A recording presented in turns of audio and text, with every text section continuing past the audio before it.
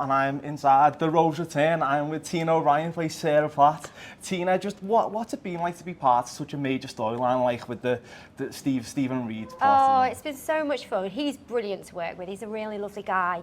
The only thing was, it meant that we knew that the potential was that the storyline was going to come to an end, a climax, and then Stephen Reed may be leaving, and that meant that I was going to have to say goodbye to Todd, which has been quite sad because he's an amazing human. I'm sure probably lots of other people told you this.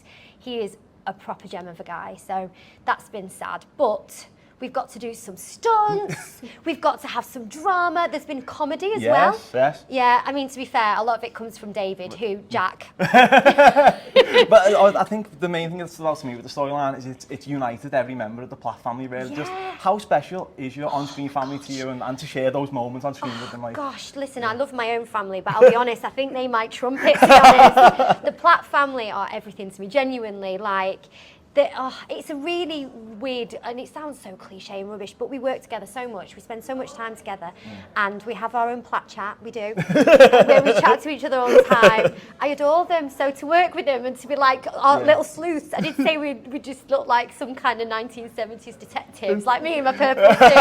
I love the suit, by the way. I love the suit, but to be honest, after 6 weeks filming in it, I was like, suit. It's a family paper. Sorry. 6 weeks in the same suit. Oh my God, I can't, that's not even an exaggeration, it might have been longer. And they had, ooh, I don't know if that'll be it, It's an exciting episode. Yeah, Sarah gets really hammered on a Saturday night, throws up on herself, gets a nosebleed, it's all going on. And is the thing, so the episode that we've just seen, it's got action, it's got comedy, and sort of you've had a very turbulent year in the streets, like sort of the fact that you get to play this variety of roles and this variety of plot lines, does that keep you sort of as interested as ever in playing Sarah in the show? Oh my goodness, yeah, absolutely. I think there's not a show, well, apart from obviously the other soaps, where you get to get your teeth into so much. I think anything else, you'd be kind of like, oh, I've got 3 lines, and you know, this for us is incredible. It gives us so much to do. It's got, you know, it's got everything, like you say. So yeah, absolutely. And I love my job, so I feel very, very fortunate. Yeah. It's been a very difficult year for Sarah. I think that's putting it quite tamely. Yeah. Is she gonna have maybe a nice Christmas? Or is there a nice period coming up for her, a bit more settled down? I hope so. Yeah. I think as it's so, possibly not. Yeah. Maybe the drama is gonna calm down for a little while, but I have heard rumour that Damon is coming back. Oh, but that's not gonna spell good news for Sarah, is it? There's also been some rumours that Bethany could come back, that you reunited with your daughter. Could that be in the future? I hope so. Yeah. I really, really hope so. She is like the best energy. She's such a wonderful person. She's so bubbly, and she's got such a great energy. And again, you know, being part of the Platt family, I just love the dynamic that she brings to the show. So I love her character, and I just love her in general. So that, if she comes back, it could be a bit of a nicer time for Sarah then in the show. I think maybe. So. You know, get to try and mother her child a little, who'll be probably going, get off me, Mom, I'm a grown woman now, leave me alone. And she's like, no, come back. Away from the screen, obviously, your real life daughter Scarlett, she's making her first forays into acting. Just how proud are you to see her in Waterloo Road sort of? I am so proud. I could genuinely cry every time I talk about her.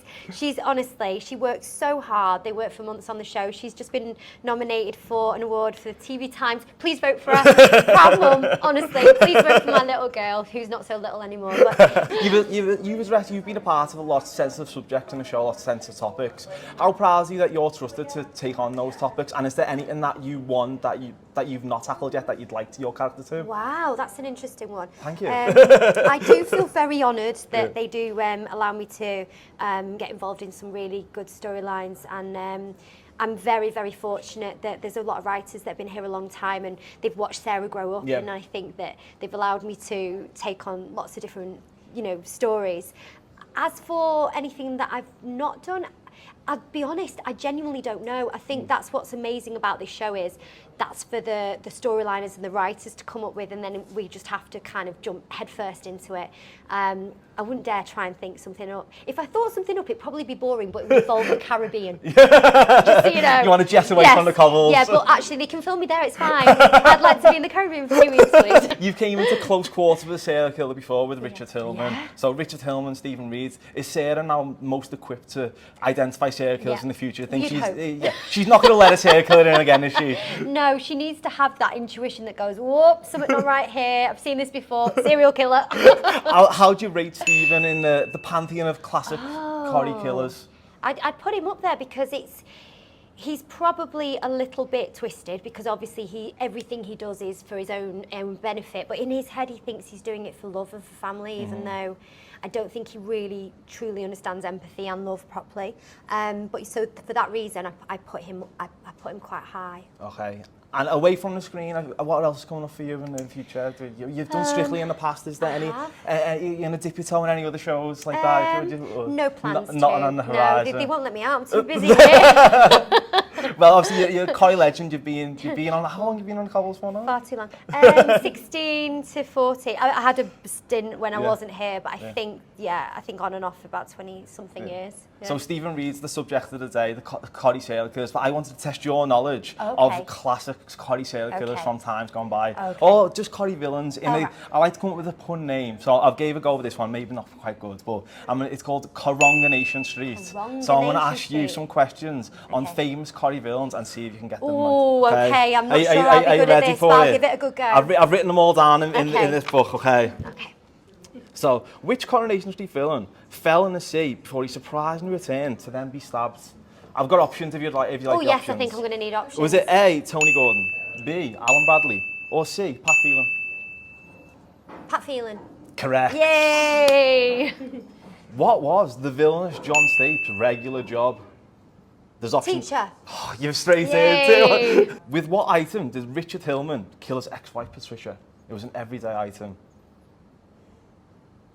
Again, I've got options. Oh, I do know this. I just thought this was like a Rover's Return pub quiz. Oh, this is brilliant. Do I win anything? I'm thrilled. You get a pint of the Rovers, you get a bar top. I'm not really sure these are working, to be honest. And if they were, they're now dry. Sorry, I might have to have the options. Okay. Is it A, shovel, B, briefcase, or C, hole puncher? It was a shovel. It was a shovel, 3. Shovel, yeah. Who did Harvey Gaskell mistakenly kill after he broke out of prison? Oh, he accidentally killed Rachel. That's her real name. Yes. I can maybe give you half point because it's a real name. I can't remember the character name. I'm so sorry. Go on, that was Natasha Blakeman. I can give you half a point. Sorry. Yeah, but I'm not giving you the full one. Not Rachel immediately. And final question. Which infamous villain died from a ruptured spleen? Ooh. This is going back a bit further. I think this predates your time starting the show. Spleen, villain. I've got options again. Oh yes, please, thank you. Is it A, Jez Quigley, B, Terry Duckworth, or C, Charlie Stubbs? It was Terry Duckworth. No. That is incorrect. I'm sorry. It was Jez Quigley. Was it really? It was, yeah, it was. Oh, I didn't know that. 3.5 out of 5. Thank you. I mean, I'd say second place, you get like maybe a tenner in the bar having the Rovers.